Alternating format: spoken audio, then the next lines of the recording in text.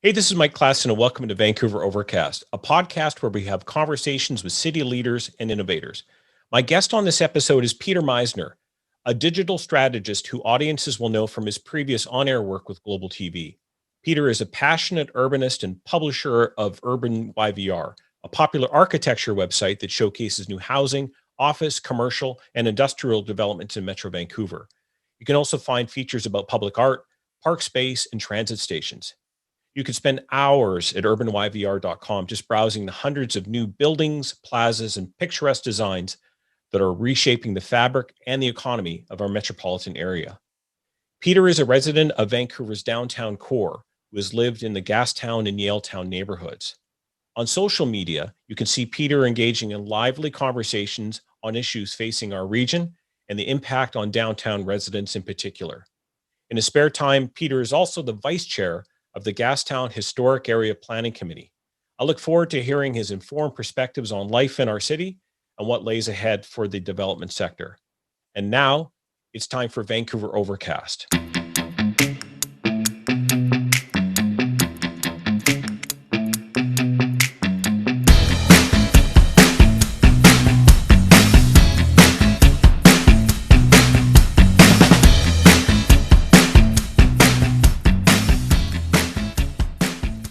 I'm very pleased to have Peter Meiszner on the Vancouver Overcast podcast today. Peter, welcome.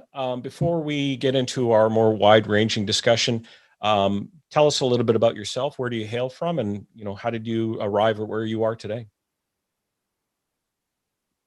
Yeah, happy to be here, Mike, and thanks for the opportunity. Hail from Nanaimo, the harbor city on Vancouver Island.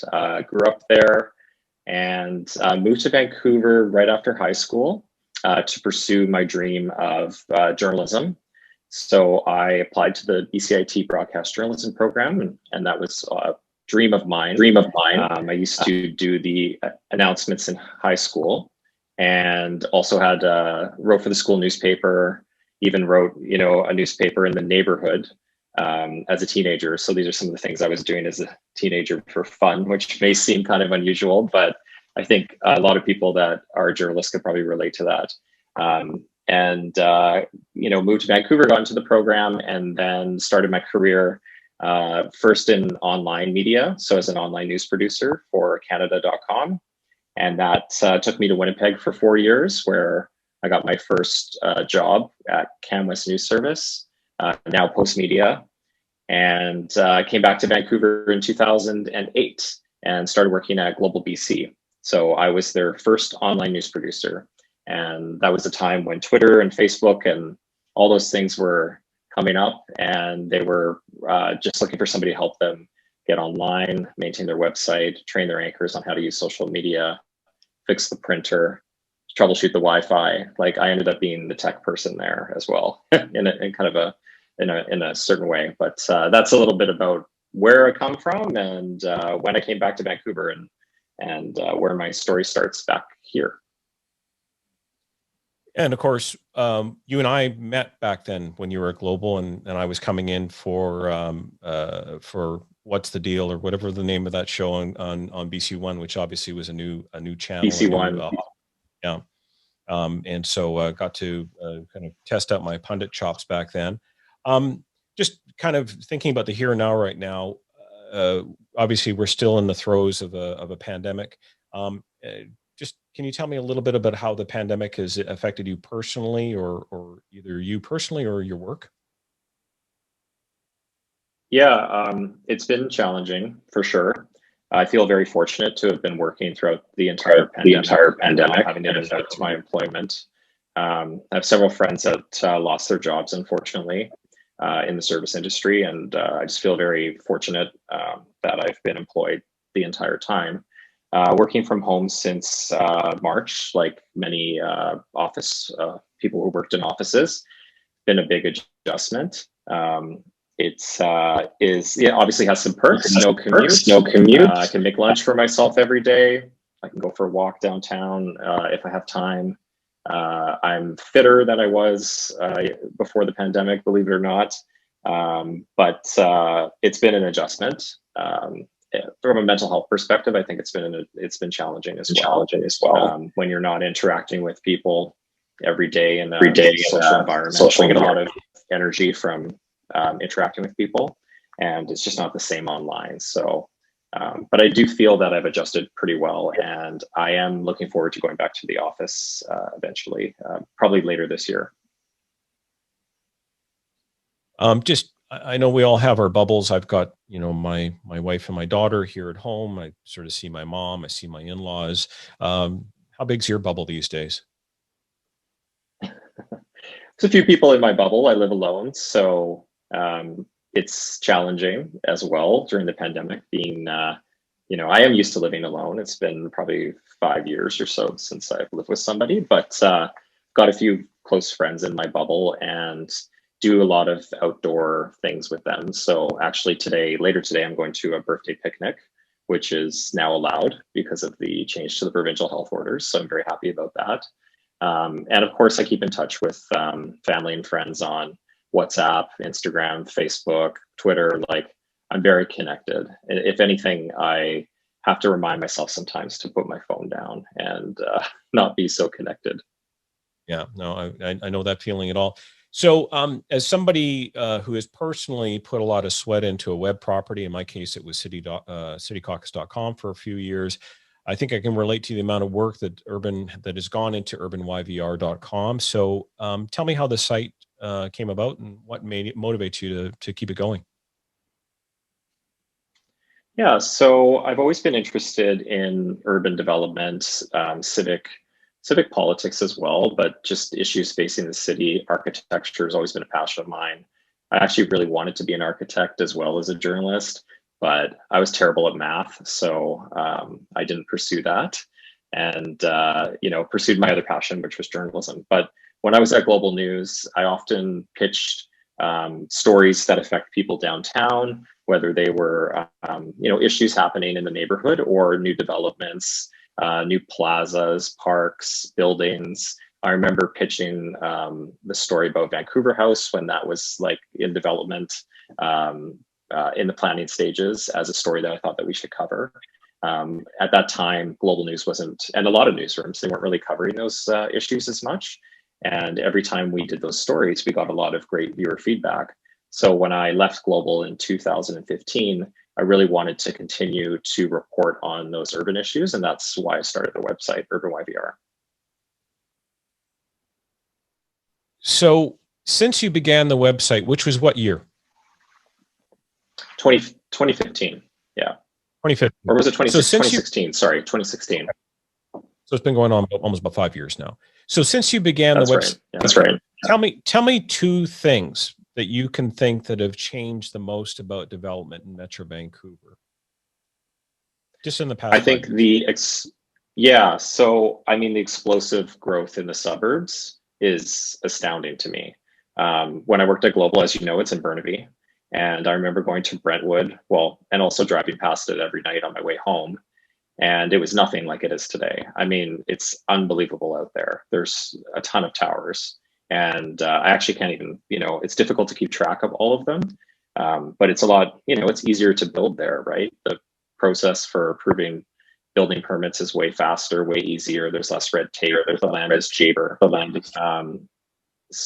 So I think that's probably one of the biggest transformations in the Lower Mainland, as well as the Cambie Corridor. It's unrecognizable as well.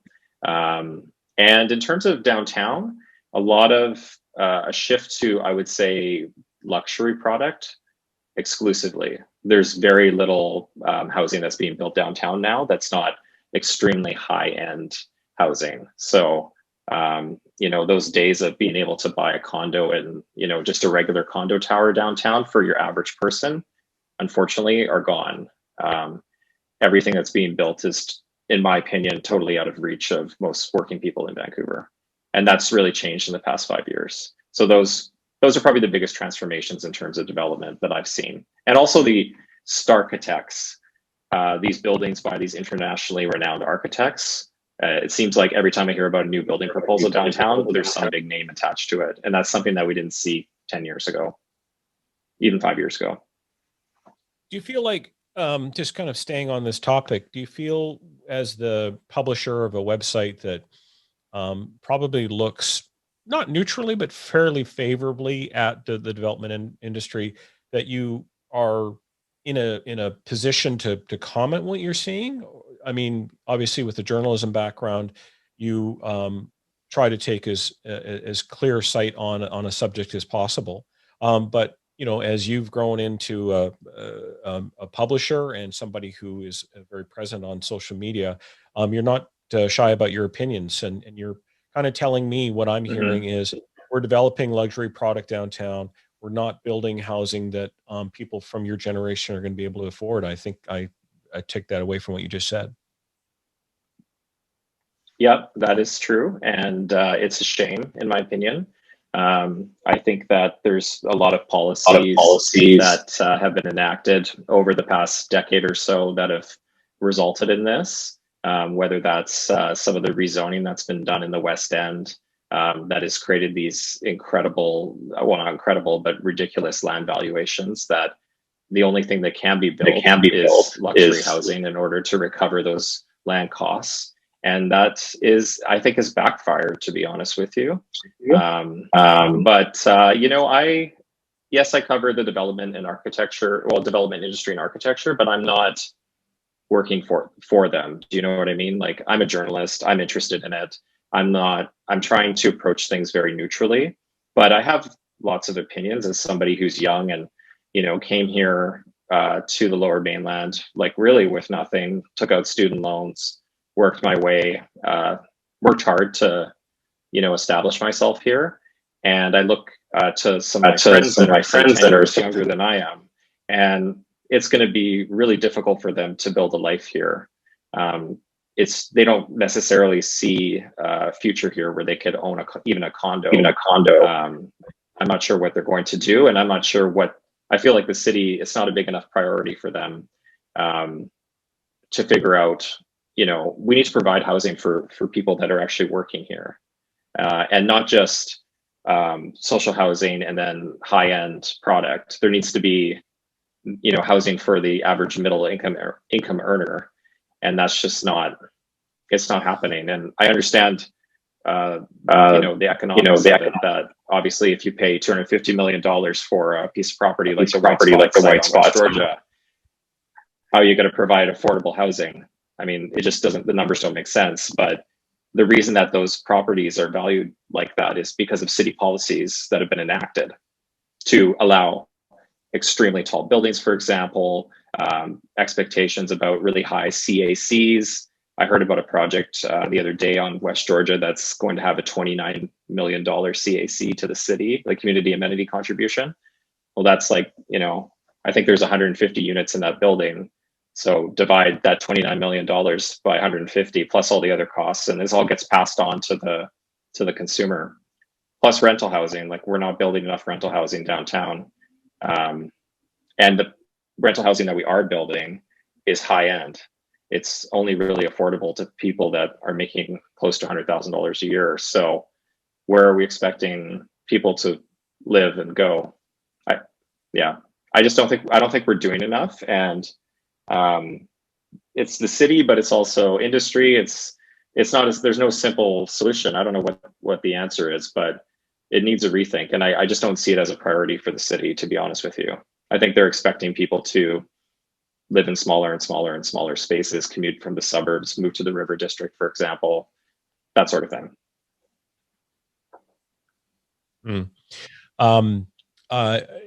One of the hats I wear is that I have been on the board for PAL Vancouver, which is basically in the shadow of that White Spot site. It's down on Cardero in Georgia.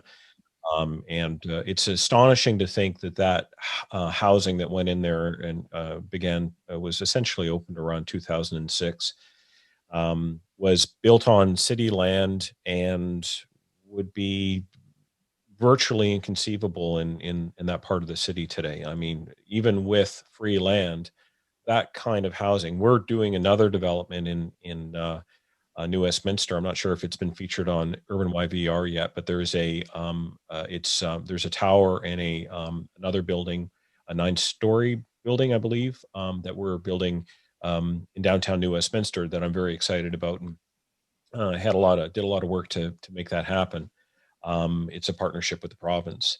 But you know, you mentioned the fact that we're sort of building this high end product, and then we're funding a lot of social housing. There was a discussion that you weighed into just recently about I guess, a controversial social housing proposal for Granville Street in downtown South. Can you give me your sort of thoughts about the proposal and what concerns you would have had around it? So I think there's a couple concerns there. Granville Street is really our only entertainment district. That's an exclusive street that is meant to be the city's entertainment district, where there can be bars, people in the street. And you know, Vancouver doesn't have amazing nightlife. Let's be honest with it. Let's be honest about it. I mean, Vancouver's not known for its amazing nightlife, and we have Granville Street, and that is, you know, a center of nightlife, and arts and entertainment. And I just don't think that housing on Granville Street is necessarily compatible with what Granville Street is intended to be, and that is the entertainment district. And the Downtown Vancouver Business Improvement Association has done a lot of work to develop a vision for Granville Street in terms of encouraging more restaurants, more entertainment venues, perhaps patios, that sort of thing. And it just runs counter the city's intentions to essentially rezone part of Granville Street to encourage the development of social housing. It really runs counter to the Downtown Vancouver BIA's vision for the street. And I don't understand why the city is not taking the advice of the BIA. Like, the BIA is the expert on Granville Street, but the city has other ideas about what they think should be happening. And also, I think that if we're going to be concentrating, you know, large areas of supportive housing in one area, I don't think is necessarily a great idea. I mean, we just have to look at what the situation is in the downtown east side, and what happens when you have supportive housing concentrated in one area and nothing else. It's not good for anybody. It's not good for the people that live there. It's not good for the city, for the fabric of the city. And I believe in creating more mixed neighborhoods. So I have concerns about what the city's plans are to, once again, place all this social housing in this small area. And on top of that, the issue that I was just chatting about Granville Street, that it's the entertainment district, right? You know, these social housing sites that the city is identifying as possible sites for social housing on Granville Street are right across from the Yale Saloon, the Morrissey. Like, this is still part of the entertainment district. So it just doesn't seem to make a lot of sense to me. And I just wonder why. And on top of that, I think that the rollout of the Howard Johnson Hotel purchased by the province as supportive housing was very difficult for the neighborhood. I don't think there was no consultation, obviously. It was just purchased and people were placed there. And I think it's been really challenging for the neighborhood. I feel that a lot of the residents that are living there don't necessarily have the supports that they need to be successful living in that environment. There's been a dramatic change in the neighborhood, and I'm not saying that it's just because of that building, but the way that was handled and rolled out, I think was less than ideal.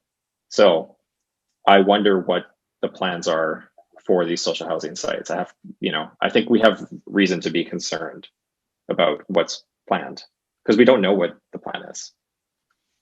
Yeah, you did sort of ask the question, you wonder what the motivation was to go in that particular area, but I'm sure the city has its own justification. And I know there's been some pushback. I saw some housing advocates on Twitter that were of the view that, we've got to take any opportunity we can to find more social housing. So I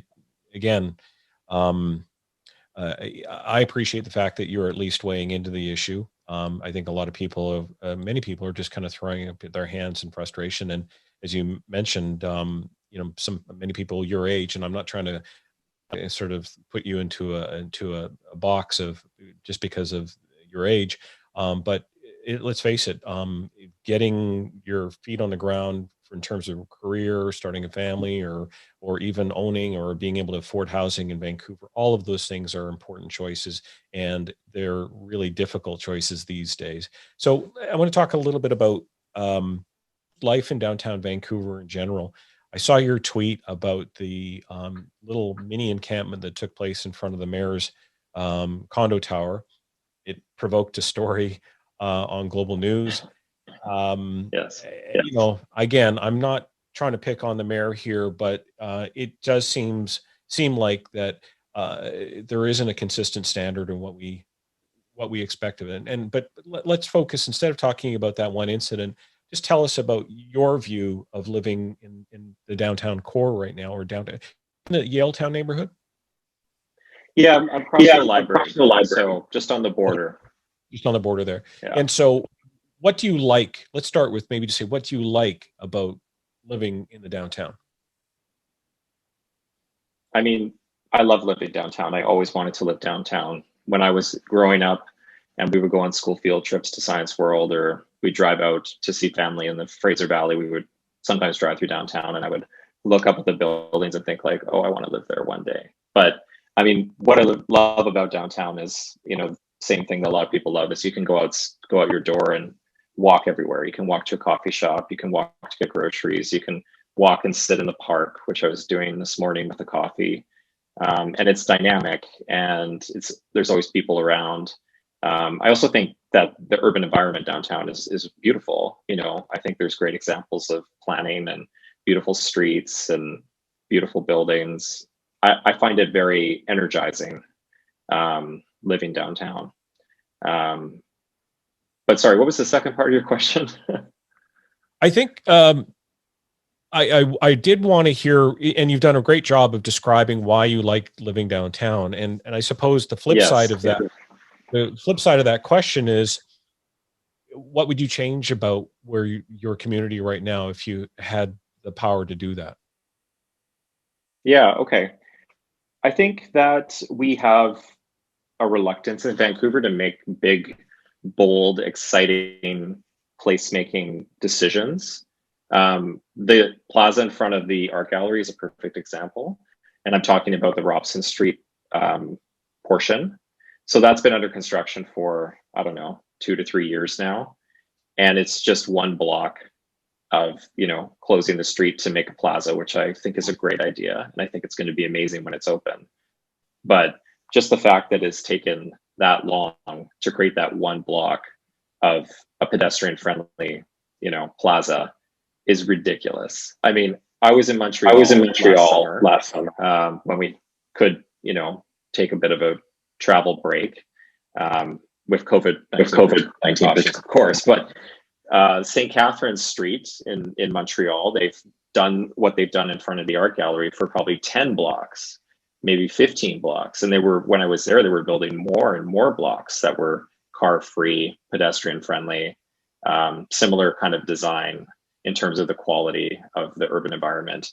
And everything in Vancouver takes forever. Like, I understand that there has to be consultation, but we need to think really big about what kind of city we want to create. And I feel that we're just falling behind.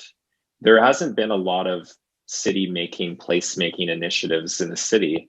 And I feel that, you know, COVID-19 was a really great time for us to reflect on what we really want in our downtown core.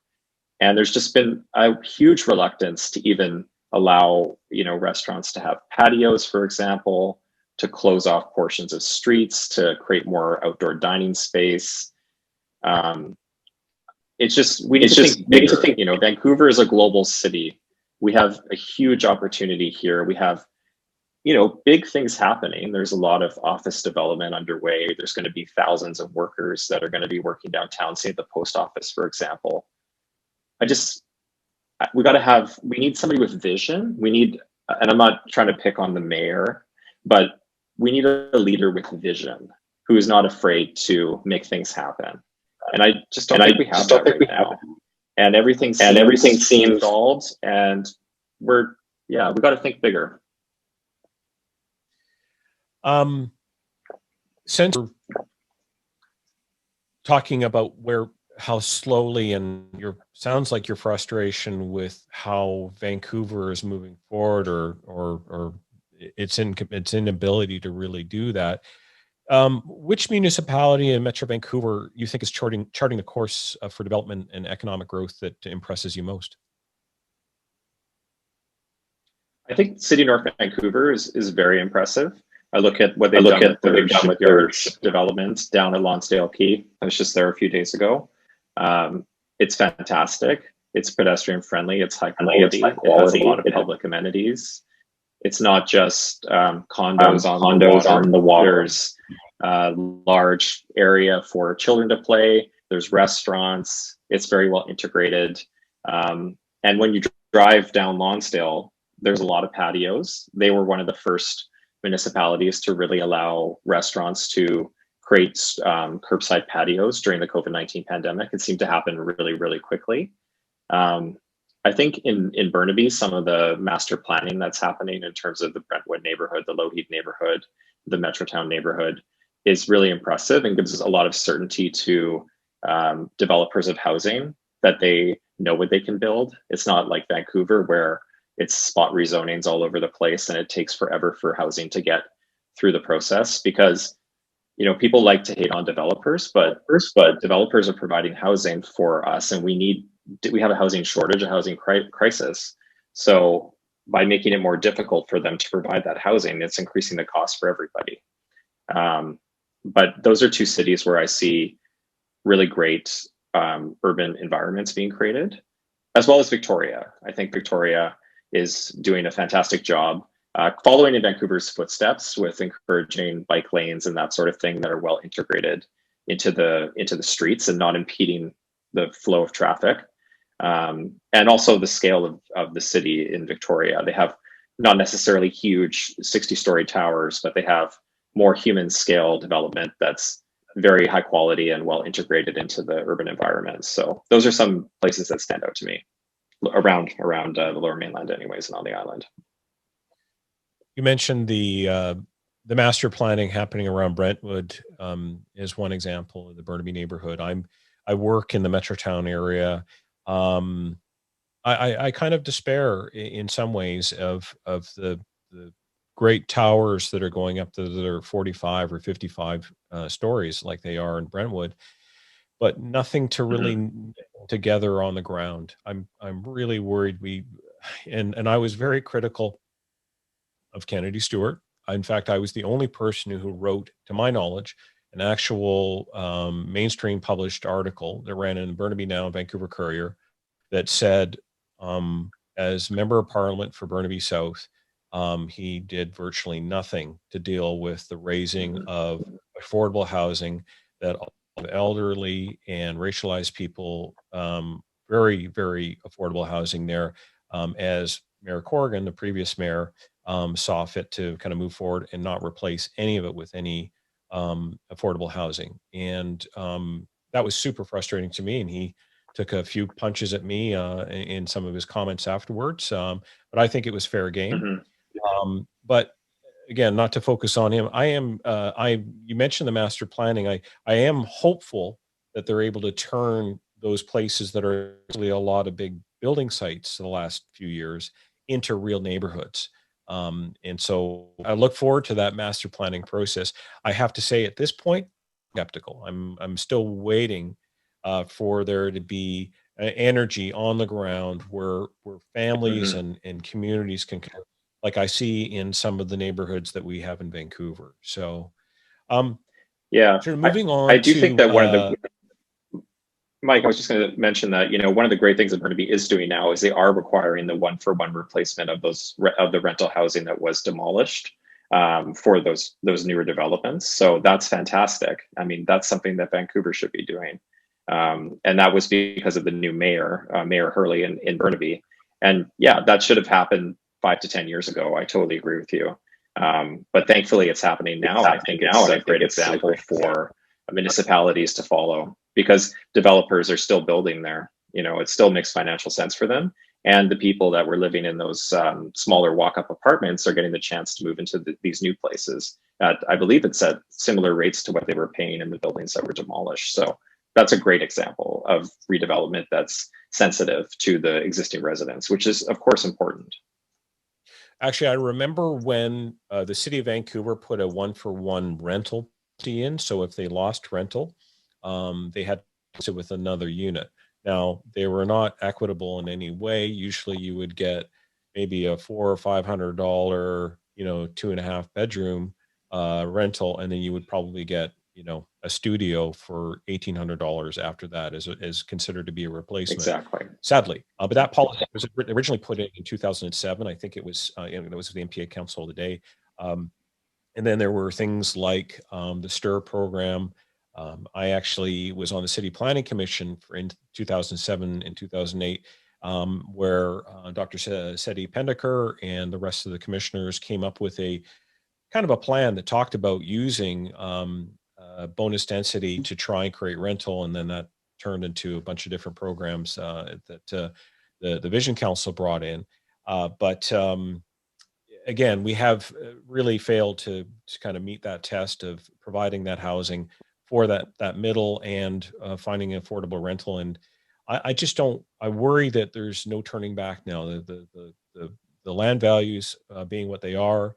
I know that Colleen Hardwick, a city councillor, has been quite vocal about what she sees as, and it echoes a little bit what you were saying. I mean, she's obviously taken a pretty strong viewpoint about against large development generally in her vote, but she also talks about how some of those developments are contorting the market, are driving up land prices, and so again, it's you're dancing on a bit of a head of a pin right now to try and decide whether you want to have more housing or if you want to have something that's sustainable and affordable. And so I suppose that's probably one of the more interesting things about somebody doing a site like urbanYVR is that you are really taking a front seat to that, taking a look at what's happening right now. I want to just maybe talk about one other topic that you like to showcase on the site is about public art. This is an area that I sometimes sound off about. There's a recent piece that was just brought in down by the water in Yaletown at the end of Drake Street. Sometimes the Biennale pieces I think are sometimes really lovely, and I just wish they would stay. But what's your take on public art, particularly in Vancouver? I think we need more public art for sure. And I know the Biennale piece that you're talking about with the man kind of hunched over.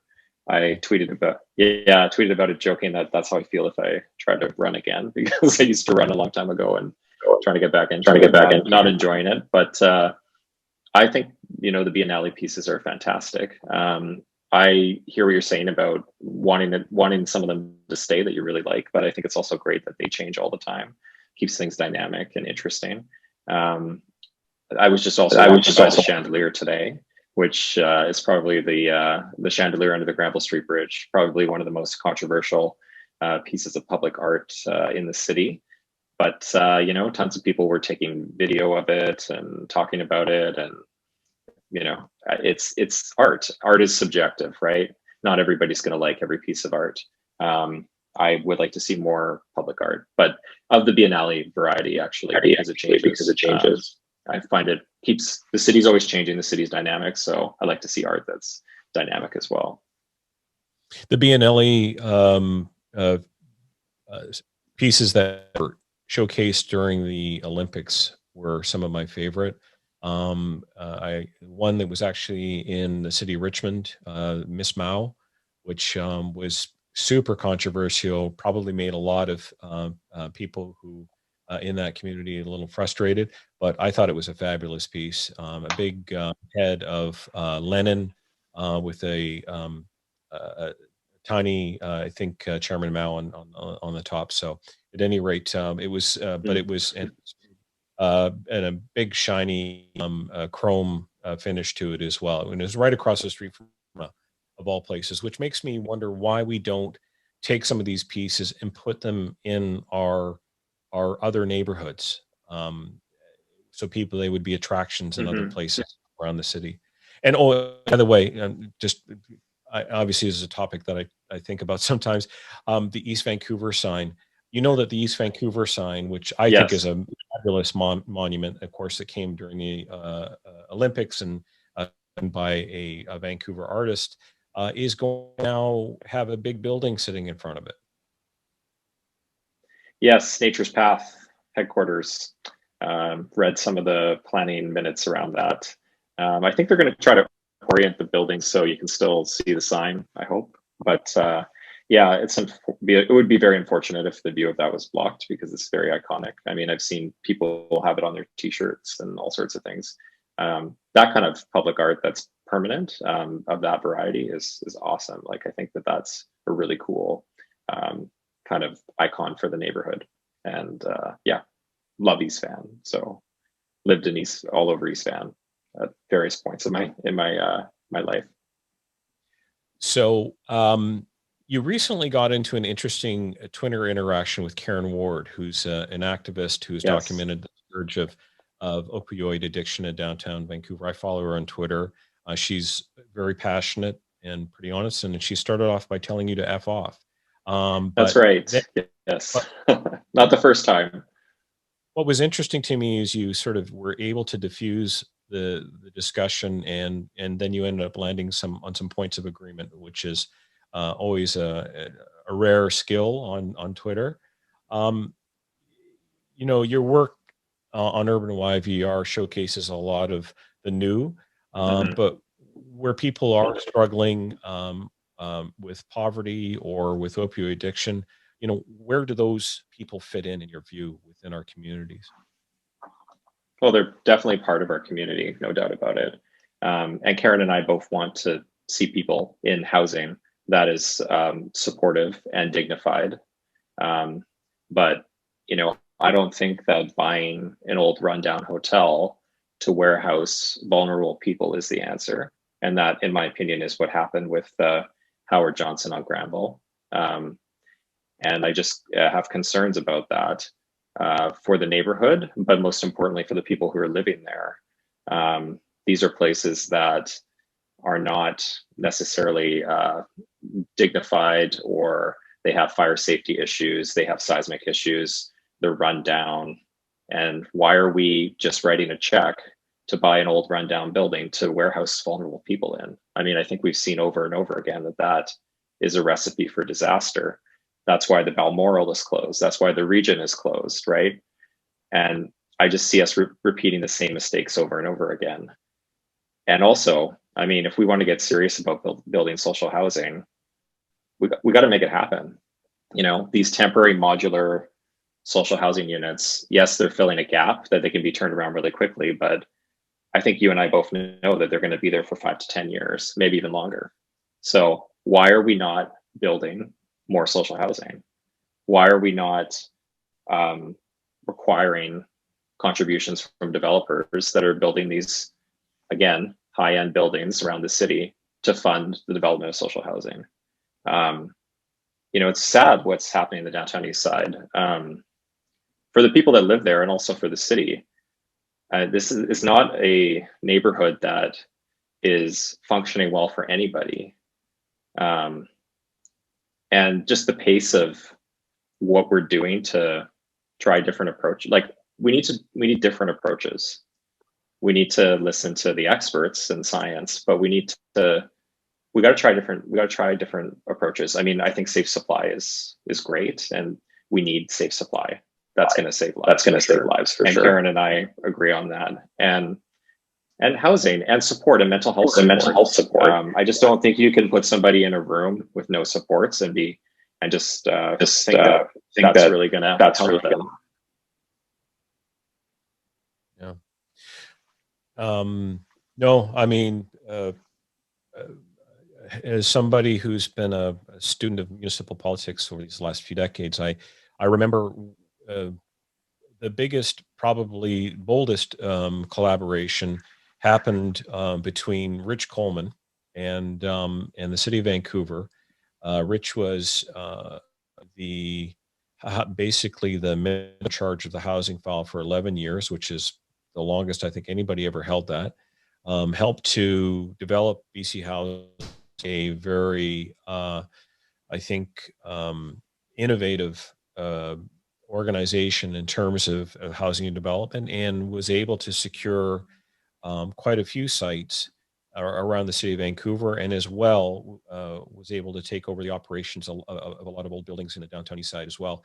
Those kinds of programs require a huge amount of compromise and political cooperation. That, to me, that feels like the missing piece. Now, again, I'm not going to always talk about the mayor, but the mayor has been talking a lot about his interactions with Ottawa, for example. And that's a very important part of it, but everybody has to sort of come to the table, and that's, to me, something that has been, I think, sorely missing for a while, is where people want to get to really make things happen on the housing side. So I'm just going to leave you with one thought, I mean, to share, which is about the pandemic again. When it is over, what's the one thing you can't do now that you'll put at the top of your to-do list? Travel, probably. I'm desperate to go somewhere. Go somewhere warm. I love traveling to Latin America, so I'm missing Mexico and Brazil and Argentina and those kinds of places. But another thing I'm missing is going out. And I'm in my late 30s. I'm 38, but the pace of going out to the bar or club is kind of slowed a lot. And over the past 2 years, I've admittedly wanted to stay home and watch Netflix and drink wine. But I think when we're allowed to go out again, I'm going to make more of an effort to go out and get on the dance floor and showcase my bad dance moves. So those are like the two things that I'm really looking forward to. Not the only things I'm looking forward to, though. Of course, seeing my family, hugging my Oma, who's in a care home in 95, seeing my coworkers, etc. House parties, missing those for sure. Yeah. Wow. Well, I for one would be love to see your dance moves. If only we could. No, you don't. Just as a change of pace, because this has been a really challenging year. But I want to thank you very much, Peter, for allowing me to talk to you for the first time in a way like this. We've known each other for a few years now, but I mean, I got a sense from your conversations that you've been holding online that you have a few things bottled up that you wanted to talk about, and I was glad that we were able to kind of bring those out. I want to remind our listeners to go check out urbanYVR.com. It's a great site. So much interesting. There's a story there, I think, really of change. The eye for design. You mentioned the Starkitects. There are some very positive things that you're documenting there, and there are things that we probably need to maybe ask ourselves whether we are going down the right road. But very much appreciate you coming on the podcast, and look forward to a time when we get to speak again, hopefully in person. Yes, thanks so much for having me, Mike. I really enjoyed it. Excellent. All right. Well, thanks very much. We'll talk to you later.